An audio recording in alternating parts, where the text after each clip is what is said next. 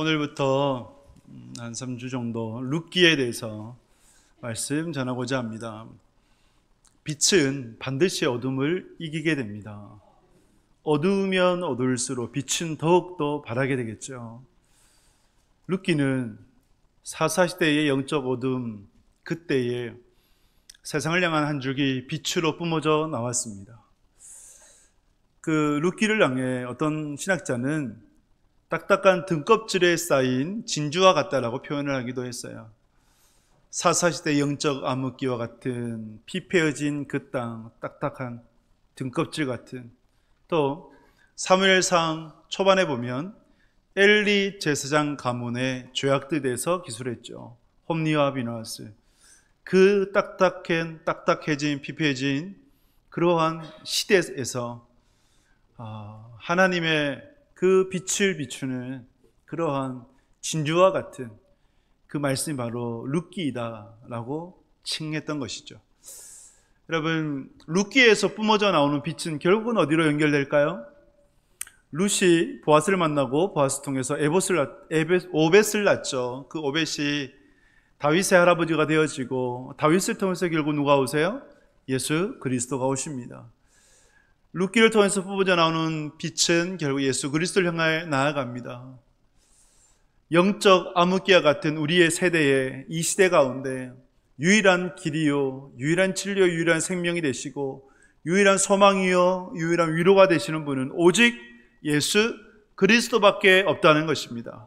그래서 룻기를 통해서 우리는 더욱더 주님을 바라보고 주님을 소망하며 살아가야 될 줄 믿습니다. 예수 그리스도를 더욱 바라보는 하나님의 사람 꼭 되실 수 있기를 주님의 이름으로 축복합니다. 우리 본문 말씀 룻기 1장 1절을 함께 보겠습니다.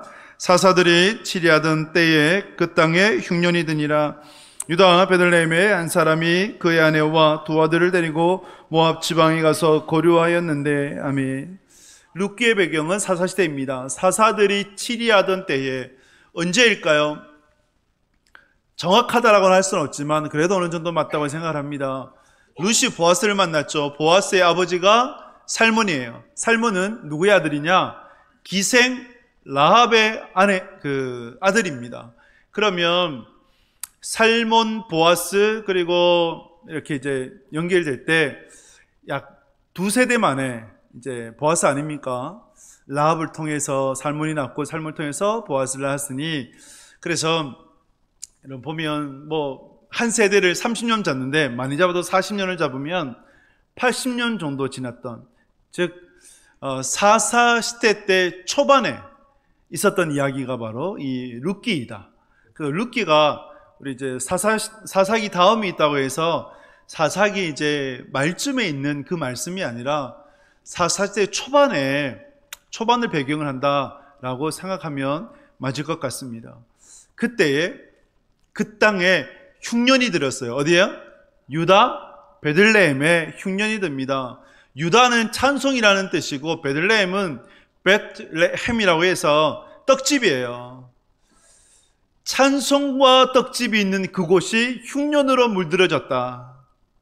흉년이 올 수 있죠. 그러나 하나님께서 흉년을 때로는 하나님의 메시지로 사용하기도 하시고 또 인생을 시험할 때 흉년을 사용을 하세요. 하나님께서 테스트하신, 시험하신 한 가정이 있었어요. 그 남편의 이름이 엘리멜렉이었고 그 아내의 이름이 나오미였고 두 아들의 이름이 말론과 기론이었습니다. 근데 그렇게 테스트를 했는데 이들이 시험에 낙방해버립니다. 흉년이 드니까 짐을 다 싸서 이민을 가요. 어디로요? 모압으로 가버립니다. 유대 베들레헴에서 모압은 그렇게 멀지 않습니다. 걸어가도 약 4일 정도면 도달할 수 있는 거리가 모압이에요. 유대 산지에서 내려와서 사해를 지나 그래서 모압의 땅에 도착을 할 수가 있습니다. 우리가 이 엘리멜렉의 선택을 보면서 이것을 신앙으로 잘 해석할 수가 있어야 합니다.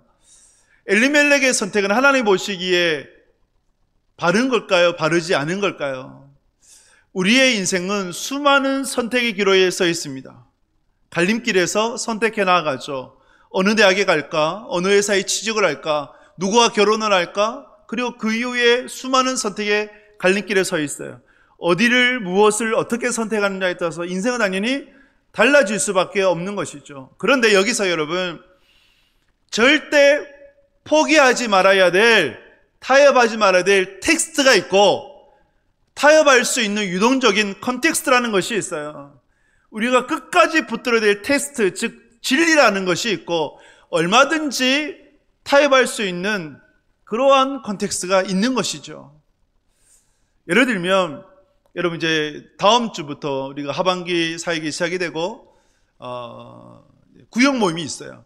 여러분 교회 안에서 소그룹을 통해 구역으로 모인다. 이것은 텍스트입니다. 하나님께서 소그룹을 통해 교제케 하시고 하나님의 뜻을 이루어가기를 원하셨어요. 그래서 구역으로 모여지는 것은 우리가 반드시 해야 될 의무예요. 하지만 어디서 모이는가, 언제 모이는가는 얼마든지 바꿀 수 있죠. 형편에 따라서, 환경에 따라서 얼마든지 바꿀 수가 있는 거예요. 그래서 우리가 타협해야 될 것과 타협하지 말아야 될 것을 분별할 수 있어야 되는데 엘리멜렉의 이민은 타협하지 말아야 될 것이었어요. 왜냐하면 이스라엘의 땅은 그냥 땅이 아니라 하나님께서 주신 유산이에요. 기업이에요. 그 땅에서 삶을 일구어 나가 하나님의 뜻을 이뤄내고 하나님의 나라를 세워야 되는 것이 하나님께서 가나안 땅을 주신 목적이요 그들에게 주신 기업이자 유산이 되는 겁니다. 그런데 모압으로 가요. 모압은 누구의 후손입니까? 아브라함의 조카 롯의 후손이잖아요. 그리고 그모스 신을 섬겼어요. 하나님께서 그 땅을 저주하시면서 모압은 절대 여호와의 총에 들어오지 못한다라고 말씀을 하셨어요. 그러면 끝까지 아무리 흉년이 있다 하더라도 유대 베들레헴에 하나님께서 주신 땅을 지켰어야 되는 것이죠. 또 유대 베들레헴은 어떤 곳입니까? 훗날에 누가 오세요? 예수님이 오시잖아요. 지켰어야죠. 타협하지 말았어야죠. 지키면, 타협을 하면, 끝까지 지켜나가면 아무리 흉년이 나더라도 하나님께서 흉년을 이겨낼 수 있는 힘을, 은혜를 반드시 주십니다. 할렐루야. 그래서 우리가 타협해야 될 것이 있고 타협하지 말아야 될 것이 있어요. 진리는 절대 우리가 타협하지 말아야 합니다. 그래서 여러분 끝까지 지켜낼 수 있는 하나님의 사람 될 수 있기를 주님의 이름으로 축복합니다. 엘리멜렉이 왜 이러한 실패를 하게 되었는가? 지켜야 될 것을 지키지 못했는가? 몇 가지 보면 여러분 엘리멜렉이 이민을 결정하면서 하나님께 물었다라는 말씀이 있습니까? 제사장과 상의를 했습니까? 하나님께 묻지도 않고 구하지도 않고 기도하지도 않아요. 묻지도 듣지도 않는 신앙. 그러니까 자기 소견에 옳은 대로 행할 수밖에 없는 것이죠. 또 엘리멜렉이 무엇에 따라 결정한 겁니까? 양식을 따라 결정을 한 거예요. 흉년이 드니까 어떻게 하면 어디 가면 잘 먹고 잘 살 수 있을까? 그래도 모압은 괜찮지 않을까? 그래서 모압 땅으로 간 거예요. 양식을 따라 움직이니 실패할 수밖에 없는 것이죠. 어느 우리 교회 집사님 신방을 하는데 이런 얘기를 하세요. 본인은 이제 어느 결정을 할 때, 이사를 결정을 할 때 먼저 교회를 선택을 하고 결정을 하고 그 다음에 집을 선택을 합니다. 일반적으로는 어떻게 결정합니까? 집을 먼저 선택을 하죠. 그 다음에 교회라고 생각을 하죠. 근데 그 반대예요. 그러면 그 중심이 어디에 있다는 거예요? 교회에 있다는 것이고 신앙에 있다는 것이고 하나님께 있다는 거예요. 여러분 이 인생이 복된 거예요. 흉년은 하나님께서 주시는 테스트예요. 자, 나오미가 3차에 걸쳐서 흉년을 맞이했잖아요. 1차 흉년이 뭐였어요? 1차 흉년은 유대 베들레헴에 있었던 가뭄이었죠. 2차 흉년은요? 모압으로 이미 왔는데 누가 죽어요? 남편 엘리멜렉이 죽어버렸어요. 3차 흉년은요? 두 아들 말론과 기련까지도 죽어버렸어요. 그런데 이런 생각을 해봐요. 만약에 1차 흉년 때 하나님의 뜻을 묻고 하나님의 뜻에 따라서 걸어갔다면, 그래서 하나님의 테스트를 통과했다면, 그러면 2차, 3차 흉년이 왔을까? 적어도 2차 흉년 때 그 남편이 죽었을 때 왜 내게 이런 일이 있을까? 신앙으로 해석을 해나가고 하나님의 뜻을 구하면서 나아갔다면 하나님께서 3차를 허락하셨을까? 이런 질문을 던져보는 것이죠. 사탄교가 있고 사탄경이 있다면 1장 1절에서 뭐라고 적을까요? 인생 너 맘대로 해. 내 인생이야. 내가 행복하면 되는 거야. 그것을 아마 적었을 거예요. 그래서 엘리멜렉이 나오미가 자기가 하고 싶은 대로 자기 마음이 원하는 대로 하면서 살아가니까 자기 소개로 옳은 대로 행하게 되었고 그 인생의 흉년을 거듭거듭 맞이할 수밖에 없었던 것입니다. 그래서 여러분, 우리가 하나님께 묻고 하나님의 뜻을 구하며 그 흉년을 하나님 말씀으로 해석해 나가는 것이 대단히 중요한 것입니다. 룻기 1장을 통해서 우리는 무엇을 보아야 될까요? 누구든지 인생의 흉년을 맞이할 수 있습니다. 때로는 하나님께서 흉년을 통해서 그 인생을 테스트를 하세요. 그리고 우리가 선택을 해 나갈 때 바른 길만 가지 않지 않습니까? 때로는 실수하고 실패할 수 있어요. 엘리멜렉과 나오미와 같이 실패할 수 있는데 실수했을 때, 실패했을 때, 또 인생의 흉년을 맞았을 때 어떻게 내 삶을 다시 일으켜 세울 것인가? 신앙으로 다시 회복할 것인가? 그에 대한 답을 오늘 말씀을 통해서 우리가 찾아야 됩니다. 얻어야 돼요. 어떻게 우리의 삶을 회복시킬 수 있을까? 그 주제로 오늘 말씀을 본다면 주님께서 우리에게 이렇게 말씀을 합니다. 룻기 1장 6절 말씀 같이 읽겠습니다. 그 여인이 모압 지방에서 여호와께서 자기 백성을 돌보시사 그들에게 양식을 주셨다함을 듣고 이에 두 며느리와 함께 일어나 모압 지방에서 돌아오려 하여. 아멘. 1장 6절에 보면 나오미가 모압 지방에서 10년이 지났을 때 그때 하나님의 음성이 들려와요. 여호와께서 자기 백성을 돌보셔서 권고하셨더라. 돌보셨더라. 그래서 유대 베들레헴 땅에 양식을 주셨다는 소식이 들려왔어요. 돌보셨다라고 하는 것이 개역 한글에서는 권고하셨다. 권고는 방문이거든요. 하나님께서 찾아오신 거예요. 예수님께서 말씀이 육신되어 이 땅에 오신 그 인카네이션 성육신 사건은 뭡니까? 우리에게 찾아오신 신방이죠. 주의 말씀이 우리에게 들려온다. 이것이 뭘까요? 주님께서 우리에게 찾아오시는 거예요. 할렐루야. 우리에게 신방 오시는 거예요. 그러니까 주님의 말씀이 들려온다는 것은 복된 것이죠. 그런데 한편으로 생각을 해보면 나오미가 모압 땅에서 10년이 있으면서 또 유대 베들레헴의 흉년을 거치면서 하나님께서 말씀하지 않으셨을까요? 말씀하셨는데 나오미가 듣지 못한 건 아닐까요? 하나님은 계속 말씀하셨어요. 1차 흉년 때도 말씀하셨고 2차 때도 말씀하셨고 3차 때도 말씀하시는 거예요. 그런데 나오미가 이제서야 듣게 된 거예요. 이때가 언제예요? 0%가 되었을 때. 나오미가 아무것도 할 수 없을 때. 나는 아무것도 아닙니다. 나는 하나님 없이는 살아갈 수 없습니다. 그 고백이 있을 때. 그제서야 여러분 나오미에게 들려온 거예요. 하나님은 항상 우리에게 말씀을 하십니다. 그러면서 하나님은 우리가 항복하기를 원하세요. 하나님 없이는 살아갈 수 없습니다. 하나님밖에 없습니다. 왜? 그 전에 아무리 말씀을 하셔도 우리가 듣질 않는 거예요. 눈이 있어도 보지 못하고 귀가 있어도 듣지 못하고 마음이 있어도 깨닫지 못하는 거예요. 하나님을 의지하지 않고 내 힘, 내 능력으로 살아갈 수 있다고 생각하기 때문에. 그래서 때로는 하나님께서 흉년을 고난을 허락하셔서 우리를 일깨우시는 것이죠. C.S. 루이스가 말했던 것처럼 고난은 어두운 세상을 흔들어 깨우는 하나님의 메가폰이다 말씀을 하시죠. 하나님의 메가폰이에요. 하나님의 말씀이 들려오는 것이 그 인생이 복되다.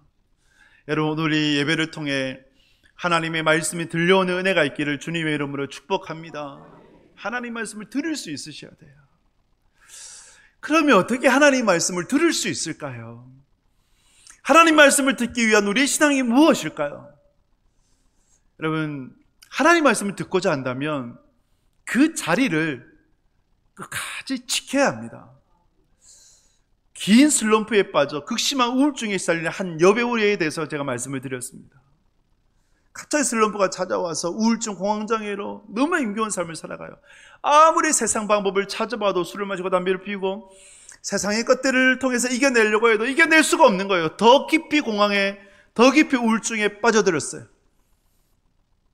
교회는 나왔어요. 예배는 드렸습니다. 그러나 예배를 드려도 아무런 감흥이 없고, 하나님 말씀도 들리지 않고, 찬양도 드려도 기쁨과 감동이 없고. 근데 여러분, 예배는 내가 감동받으려고 하는 것이 아니라 하나님께 영광 올려드리는 것이 예배입니다. 주체가 하나님이 되셔야 돼요. 내가 되면 안 돼요. 이 여인이 예배자에 나왔지만 아무런 변화가 없었어요. 그러다가 예배 다 마치고 어느 날 폐송을 부르는데 그때 하나님의 은혜가 임해요. 자신이 얼마나 죄인인가를 깨닫고 하나님 앞에 하나님이 없이는 살아갈 수 없는 존재구나, 그것을 깨닫고 엉엉 울기 시작을 해요. 그때 정말 깜짝같이 그동안의 아픔과 상처들, 우울증, 그 슬럼프 다 깨끗하게 씻어 내려갔다라고 고백을 합니다. 그 여인이 잘한 게 뭘까요? 그 자리를 끝까지 지킨 거예요. 예배 자리에 나온 것이고, 은혜 자리에 나온 것이고, 기도의 자리에 나온 거예요. 그래서 여러분들이 하나님의 말씀을 듣고자 한다면, 하나님의 음성이 들리고자 한다면 은혜의 자리를 떠나지 않은 여러분들 되실 수 있기를 주님의 이름으로 축복합니다. 자녀들에게 있어서 우리 부모된 이가 자녀들에게 해줄 수 있는 최고의 선물이 뭘까요? 신앙의 끈을 놓지 않도록 하는 거예요. 은혜의 자리로 나오도록 하는 거예요. 자녀마다 저는 다르다고 생각해요. 여러분, 교육은 일적일 수가 없어요. 한 배에서 나온 자녀도 쌍둥이도 성향이 다 다르잖아요. 그러니까 어떤 자녀는 다리 몽둥이 붕질러서라도 교회에 앉혀야 되고, 어떤 자녀는 유혹을 해서라도 살살 달래서라도 앉혀야 되는 것이고, 어떤 부모님이 그러더라고요. 물론 이제 그 자녀의 특성이긴 한데, 만약에 이제 다른 지역으로 대학에 갔어요. 제가 가서 이제 울산에 올 수 있는 그러한 거리였어요. 그래서 매 주일마다 토요일마다 집에 오면 일주일씩 용돈을 주겠다. 그 아이가 용돈을 받으려고 집에 온 거예요. 근데 그 부모의 목적은 뭘까요? 그래도 주말에 집에 와서 함께 주일날 예배드리고, 그러면 그 신앙을 지킬 수 있다. 그 어떤 이는 주보 사진 찍어서 보내라, 이런 분들도 계시고, 자녀의 성향과 환경에 따라서 대하는 방식은 달라야겠지만, 그러나 중요한 것은 신앙의 끈, 예배 자리는 놓지 않도록 인도하는 것이, 그것이 지혜이고 복된 것입니다. 주의 말씀을 듣는다 할 때 저는 어린 사무엘을 말씀을 드려요. 하나님께서 어린 사무엘에게 찾아오셨습니다. 사무엘아. 근데 사무엘이 너무 어렸어요. 젖을 떼고 얼마 되지 않아서 실로에 갔기 때문에 사무엘이 너무 어렸어요. 그래서 하나님의 음성을 엘리 대제사장의 음성인 줄 착각하고 엘리 대제사장이 자꾸 간 거예요. 그래서 엘리 대제사장이 하나님께서 사무엘을 부르시는가 보다 생각을 해서 이렇게 얘기합니다. 주님 말씀하옵소서. 주의 종이 듣겠습니다. 너가 이렇게 고백해라. 그제서야 어린 사무엘이 하나님께서 부르셨을 때 주님 말씀하옵소서. 주의 종이 듣겠습니다. 그렇게 화답을 하고 하나님께서 사무엘에게 말씀을 주십니다. 여러분들이 하나님 말씀 듣고자 할 때 이 고백이 있으시길 축복합니다. 주님 말씀하십시오. 주의 종이 듣겠습니다. 이것이 뭘까요? 내려놓는 거예요. 하나님께 항복하는 거예요. 순전하게 있는 그대로 제가 다 받겠습니다. 제 생각, 제 경험, 제 필요가 아니라, 그래서 말씀을 잘라버리는 그것이 아니라 있는 그대로 다 받아들이겠습니다. 그 고백이 어린 사무엘의 고백입니다. 이 고백이 있을 때 주의 말씀이 들려와요. 여러분들에게 주님의 말씀이 들려지는 은혜 복이 있기를 주님의 이름으로 축복합니다. 주님의 말씀이 들려왔어요. 주님의 뜻을 알았어요. 그러면 그 다음에 뭐가 필요할까요? 결단이 필요한 거죠. 듣는 것으로 그치면 안 돼요. 반드시 결단이 있어야 됩니다. 그것을 룻기 1장 6절을 다시 한번 보면 이렇게 말씀을 해요. 1장 6절 말씀 같이 읽습니다. 그 여인이 모압 지방에서 여호와께서 자기 백성을 돌보시사 그들에게 양식을 주셨음을 듣고 이에 두 며느리와 함께 일어나 모압 지방에서 돌아오려 하여. 아멘. 나오미가 3차의 흉년의 끝에 모압에서 10년을 지난 후에 하나님의 말씀이 들려왔을 때 결단을 합니다. 어떻게 해요? 다시 고향 유대 베들레헴으로 돌아가자. 결단을 해요. 이 결단이 쉬웠을까요? 힘겨웠을까요? 힘겹죠. 고향으로 돌아가려면 성공해야 되잖아요. 금유한양이 돼야 되잖아요. 근데 나오미는요, 폭삭 속았다가 아니라 폭삭 망했죠. 그렇죠? 나오미 보면서 이가 나오미냐? 10년 동안 얼마나 얼굴이 상했으면 나오미를 못 알아봐요. 그래서 나오미가 얘기합니다. 나를 나오미라 부르지 말고 마라라 부르라. 나오미는 기쁨 한인데 나를 기쁨 한이라 부르지 말고 나는 슬픔 고통 그 자체다. 그래서 나오미 쓰리고 아닙니까? 고난, 고통, 고독 이름 바꿔야 돼요. 나오미가 아니라 고오미로 바꿔야 돼요. 그래서 이렇게 극심한 고난과 고통과 고독 가운데 있었지만 그러나 그녀가 잘하는 것은 돌아가는 것이었어요. 나오미가 돌아가니까 온 베들레헴 성이 들썩거렸다 그래요. 나오미가 어떻게 됐는지 보고 싶었던 것이죠. 이 들썩거린 베들레헴을 보면 들썩거리는 교회가 생각이 나요. 교회가 얼마나 말이 많습니까? 그죠? 말이 많아요. 제가 어른들에게 부탁하고 싶은 말씀이 있다면, 여러분 청년들 보면 하지 마셔야 될 금원이 있어요. 이런 말씀 하지 마세요. 시집 갔나? 장가 갔나? 아는 낳았나? 요즘 뭐 하노? 어느 회사 다니노? 공부는 잘하고 있나? 대학은 갔나? 여러분 묻지 마세요. 이것 때문에 교회 안 나온대요. 여러분 친인척들 명절 때 되면 청년들이 친척들 찾아가길 싫어하죠. 왜 그럴까요? 자꾸 그런 걸 묻는 거예요. 대답할 것도 없는데, 백수인데 백조인데 여전히 취업 준비하는데 결혼하고 싶죠. 하고 싶은데 못하는 거잖아요. 그걸 본인이 얼마나 속상해. 그래서 여러분들이 교회 안에서 여러분들 마음 충분히 이해돼요. 조금이라도 이제 관심이 있으니까, 그죠? 사랑하니까 묻는 거예요. 그리고 또 한 번이라도 말 좀 걸고 싶고 하니까, 그래 잘 있나? 학교는 어디 다니노? 취업은 했나? 결혼했나? 이렇게 묻는 거예요. 그러나 묻지 마세요. 정 하고 싶으면 하셔야 될 말씀은 오늘 왜 이렇게 예쁘냐? 네. 안 예쁘더라도 은혜의 눈으로 보면 다 예뻐요. 왜 이렇게 멋지냐? 그런 말씀만 하세요. 그런 말씀만. 그리고 여러분들이 기도 제목을 물으세요. 내가 너를 위해서 기도해 주고 싶은데 기도 제목 있니? 그러면 그 마음이 오픈이 되면 자기의 형편을 얘기할 거예요. 그때까지는 또 기다려 줘야 됩니다. 그래서 여러분 우리 교회가 더욱더 베들레헴 같이 들썩이는 것이 아니라 정말 배려해 줄 수 있는 공동체 될 수 있기를 주님의 이름으로 축복합니다. 나오미가 잘한 것은 그래도 어떤 소리를 들어도, 구덕이 무서워서 창 못 담그겠느냐, 그죠? 어떤 소리를 들어도 유대 베들레헴으로 돌아가자 결단한 것이 정말 나오미가 잘한 거예요. 자기 형편이 이렇게 처량해도 둘째 아들이 거지가 되어서 아버지의 집에 종이라도 좋으니 아버지로 돌아가자라고 했던 것처럼 그렇게 결단하며 돌아갔던 나오미가 대단한 거예요. 이 나오미의 결단이 있었고 또 한 여인의 결단이 있었죠. 누구예요? 루시예죠. 룻기 1장 14절 보면 이렇게 말씀을 해요. 같이 읽습니다. 그들이 소리를 높여 다시 울더니 오르바는 그의 시어머니에게 입맞추되 룻은 그를 붙여쳤더라. 붙여쳤더라가 뭘까요? 끝까지 붙잡았다. 굳게 결합을 했다.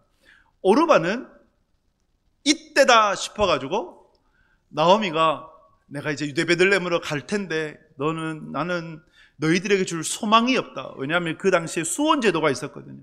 수혼제도라고 하는 것은 형이 죽으면 동생이 형수와 결혼을 해서 가문을 이어요. 왜 그런 제도가 있었느냐? 하나님께서 주신 땅, 하나님께서 주신 지파는 반드시 사수해야 되거든요. 그래서 그것을 위해서 수혼제도가 있었는데 유다와 다말이 그런 일화죠. 유다는 하나님께서 주신 사명을 저버리고자 다말을 내쳤고, 그러나 다말은 끝까지 그 사명을 감당하고자 아버지와 동침했던 거예요.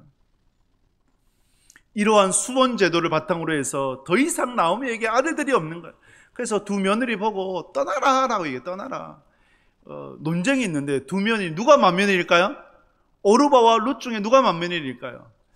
이것도 이제 설왕설래가 있는데, 룻기 4장에 보면 말론의 아내 룻이라고 기록이 되어 있잖아요. 그죠? 근데 룻기 1장에 보면 누구의 먼저 이름이 나와요? 말론과 기론이죠. 그러면 말론이 형일 가능성이 높다.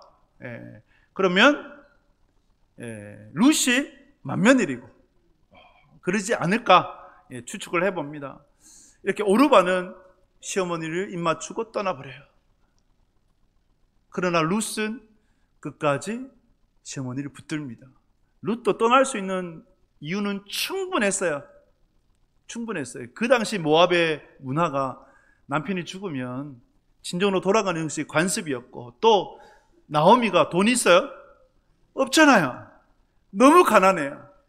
너무 가난한데 이 룻도 더 이상 남편을 만날 수 있는 여건이 안 된다 싶으면 이 두 가부가 어떻게 먹고 살아요. 그러니까 가난하니까 떠날 수 있는 거예요. 얼마든지 떠날 수 있는 거예요. 그리고 룻은 이방 여인이잖아요. 그 이방 여인이 유대 땅에 가서 짐승 취급당하며 인종차별을 당할 텐데 그걸 어떻게 감당할 것인가. 그래서 룻은 얼마든지 떠날 수 있는 이유가 있었어요. 그러나 떠나지 않았다. 시어머니 나오미와 함께했다. 그 이유가 뭘까요? 세상 따라서 자기 소견에 오른대령한 것이 아니라, 양식을 따라 걸어간 것이 아니라, 나의 유익이 있는가 없는가 그것에 따라 살아간 것이 아니라, 선택한 것이 아니라 룻의 선택은 신앙이었습니다. 룻기 1장 16절에서 말씀해요. 같이 읽겠습니다. 룻이 이르되 내게 어머니를 따르지 말고 돌아가라. 강권하지 마옵소서. 어머니께서 가시는 곳에 나도 가고 어머니께서 머무시는 곳에서 나도 머물겠나이다.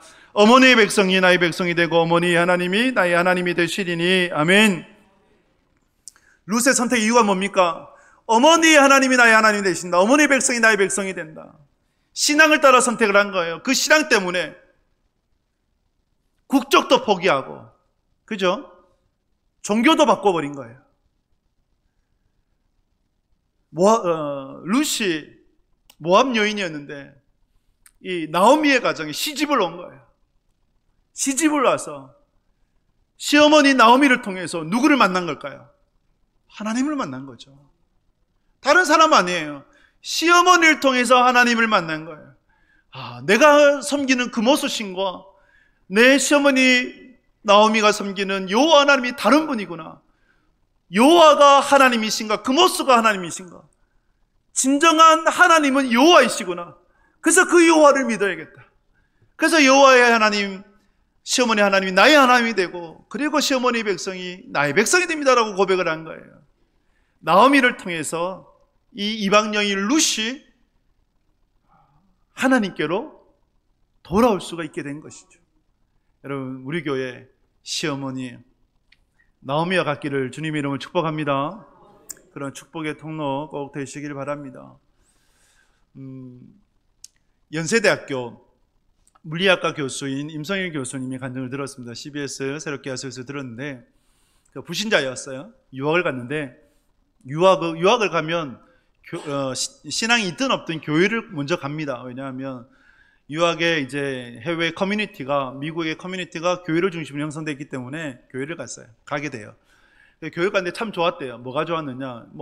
설교는 들을만 했대요. 그 교수님 표현으로 들을만 했고, 가장 좋은 거는 교회 가면 김치를 주더라. 비빔밥을 주더라. 우리 교회가 미역국을 드리는데, 지겹지 않죠? 바꿀까요? 그래서 비빔밥을 제가 한번 생각을 해봤어요. 그럼 너무 힘드시잖아. 그죠? 자, 그래서 김치를 주고 비빔밥을 줘서 너무 좋아가지고 계속해서 교회를 간 거예요. 그런데 어느 날 예배를 드렸는데 천부여 이제 없어서 찬양했는데 눈물이 찔끔 났대요. 그걸 목사님이 보고 그 다음 그 주에 신방을 오셨네? 그러면서 전도 폭발을 통해서 영적 기도를 시키는 거예요. 분위기상 해야 되는 거예요. 아내가 눈치를 주면서 해라. 영접해라. 그래가지고 영접을 한 거예요. 근데 영접을 하긴 했는데 두 가지가 걸리더래요. 자기가 지금까지 11년 동안 담배를 피우는데 담배를 어떻게 끊을 것이며, 또 다른 건 다 괜찮아. 근데 성경 가운데 자기 물리학자고 과학자인데 어떻게 죽은 사람이 다시 살아나느냐? 이것은 있을 수 없다. 믿어지지 않더래요. 그래서 연구를 해봤대요. UC 버클리 대학의 도서관에 가서 예수님 부활에 관한 책을 거의 다 읽어봤대요. 근데 읽으면 읽을수록 부활은 실제다. 부활은 진짜다. 이게 드러나더래요. 믿어지진 않는데 부인할 수는 없더래요. 그렇게 지내다가 아내와 부부싸움을 하고 그동안 일주일 동안 끊었던 담배를 다시 물고 밖에서 방황하다가 새벽을 맞이하게 되고 자신의 사무실에 올라갔대요. 근데 성경책이 보이더래요. 성경책 그냥 쫙 펴봤대요. 펴보는데 성경이 마치 자기에게 이렇게 말하더래요. 이게 너의 본 모습이야. 너의 실체야. 그러니까 이 사람이 화가 나가지고 기분이 상해서 그래서 어쩌라고요. 예수님의 부활을 부인하지 못하니까 십자가 부활을 인정을 하니까 하는 말이 저 이러다가 죽고 지옥 갈래요. 그렇게 얘기를 했대요. 그때 주님께서 주신 마음이 뭐냐면 그러니까 너가 이 모습이니까 내가 너에게 필요한 거야 라는 말씀이 들리더래요. 그때 완전히 녹아버렸대요. 그 물리학자가, 과학자가 예수 그리스도의 십자가 부활을 믿게 되고 그 예수 그리스도를 영접을 하게 된 거죠. 진정으로 영접을 하게 된 거예요. 근데 그때 변화가 있었대요. 그동안에 11년 동안 끊지 못했던 담배가 그때 한순간에 끊어져 버리더래요. 십자가 부활이 믿어지잖아요. 공대라서 믿으면 믿고 말면 말고 믿으면 확실하게 믿어야 되고 그래서 그 다음날부터 전도를 했대요. 네. 십자가 부활이 있으니까 자기 지인들에게 학생들에게 전도를 한 거예요. 유학을 가서 그렇게 변화된 인생을 살아가는 거죠. 사랑하는 여러분, 주님의 말씀이 들립니까? 음성이 들려지십니까? 듣는 것으로 그치지 마시고 결단하고 변화된 인생을 살아가는 하나님의 사람 되실 수 있기를 주님의 이름으로 축복합니다. 주의 말씀을 듣고 변화되고자 결단한다면 그러면 주님께서 여러분들에게 어떤 은혜를 주실까요? 여러분들의 인생을 회복시켜 주시지 않겠습니까? 나오미와 룻이 하나님 옆에서 결단하고 변화된 인생을 살아가고자 했을 때 하나님께서 어떤 은혜를 주셨는가? 룻기 1장 22절에서 말씀을 합니다. 같이 읽겠습니다.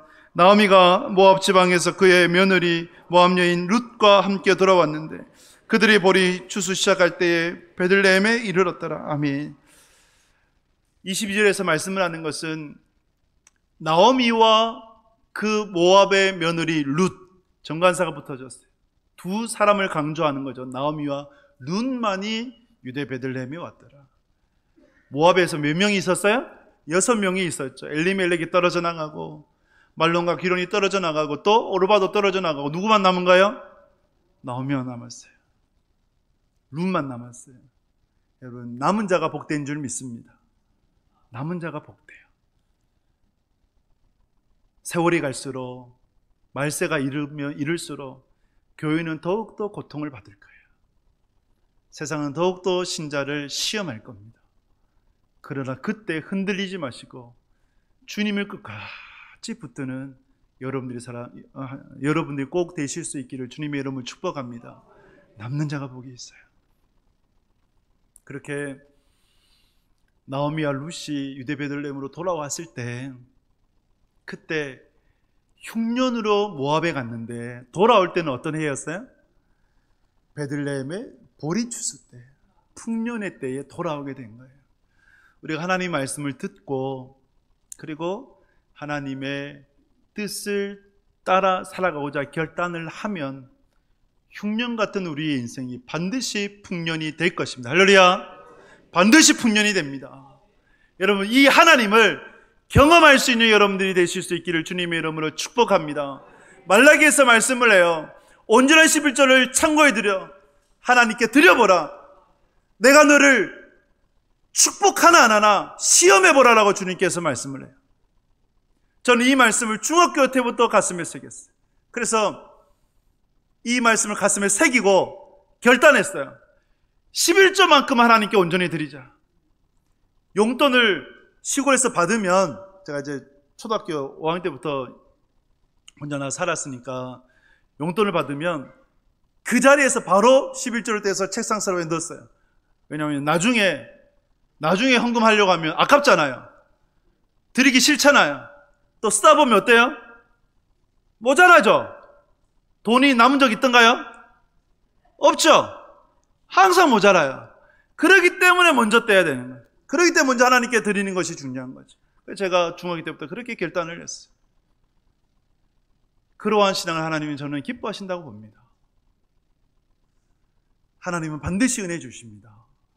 하나님은 그 약속을 반드시 지키시는 분이십니다.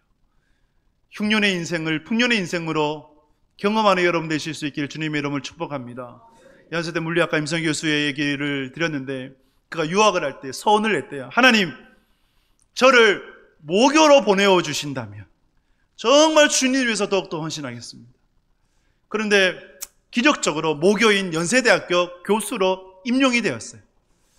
그래서 어느 날 하나님께 드린 소원을 기억을 하고 내가 주님을 위해서 헌신해야겠다. 그래서 지금 어떻게 사는지 아십니까? 물리학과 교수로 계속 근무를 해요. 그러면서 바로 학교 앞에 신촌 하나교회를 개척을 했어요. 목회자로 살아요. 물론 목사는 아닙니다. 목사 안수는 안 받았어요. 하지만 전도사로 교회를 개척을 해서 나름대로의 목회, 하나님의 양들을 돌보고 있습니다. 그 제자 중에 너무 잘 안 풀리는 박사 학위를 준비하는 제자가 있었대요. 그래서 교수로서는 하지 말아야 될 말인데 불쑥 이 말이 나와버렸대요. 네가 지금 잘 안 풀리는 거는 예수님을 믿지 않아서 그래. 예수님 믿어야 돼. 이 말이 나왔대요. 학자가 할 말은 아니잖아요. 근데 이 학생이 예수님 믿었어요. 그리고 그 다음에 어떤 역사가 있었느냐. 여러분, 박사 논문이 리젝이 됐는데, 박사 논문이 취소가 됐어요. 그런데 다시 그 담당 교수가 검토를 해보고, 이거는 좋은 논문에서 받아줬어요. 이 의미는 박사 학위를 받은 거예요. 이거는, 학자에 있어서는 예수님의 부활 사건과 똑같다고 얘기를 하더라고요. 본인 입으로. 논문이 부활했다. 하나님께서 그에게 특별히 은혜를 주신 것 아닐까요? 우리의 흉년의 때, 오늘 룻기 1장을 공식으로 정리해 보면 흉년이 있습니다. 그 흉년의 때 하나님의 말씀이 들려져서 그 인생을 결단하고 돌아오며 진정으로 회개하면 반드시 하나님께서 그 인생을 회복시켜 주시고 은혜를 베풀어 주십니다. 나오미와 룻의 최고의 선택, 여호와 하나님과 함께 하나님 안에서 살아가는 것이 되었고 하나님께서 그 인생에 빛나도록 은혜를 베풀어 주셨습니다. 여러분들의 삶이 이루어가기를 주님의 이름으로 축복합니다.